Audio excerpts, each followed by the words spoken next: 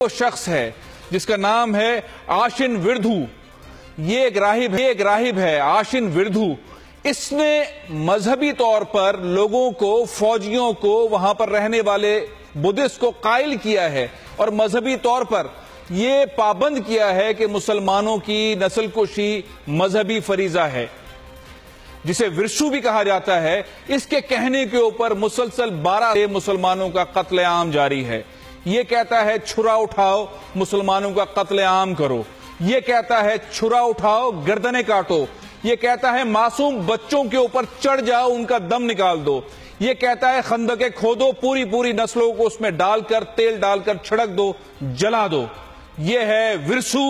یہ ہے جس کے بارے میں کہا جاتا ہے کہ اس وقت دنیا میں سب سے بڑا اسٹیٹ ٹیررزم اگر کہیں ہو رہا ہے تو وہ برما میں ہو رہا ہے. برما کے صدر جو اس وقت صدر ہیں ان کا نام ہے تھین سین. تھین سین کی رہنمائی کے اندر یہ سب کچھ ہو رہا ہے. اور یہ وہ شخص ہے جو یہ احکامات جاری کرتا ہے، جو تبلیغ کرتا ہے، بدھسٹ کو قائل کرتا ہے، اور پھر برما کی فوج، برما کے لوگ جو بدھسٹ ہیں مسلمانوں کی نسل کشی کر رہے ہیں. سیاسی معاملات اپنی جگہ پر، انسانی حقوق برما میں ایگزسٹ نہیں کرتے. کوئی غیر سرکاری تنظیم برما میں ایگزسٹ نہیں کرتی ہے. کوئی انسانی حقوق کا آرٹیکل وہاں پہ ایگزسٹ نہیں کر رہا ہے. اس وقت برما میں کوئی پرائیویٹ ہوٹل نہیں ہے. برما کے اندر سارے ویزے بند کر دیے گئے ہیں.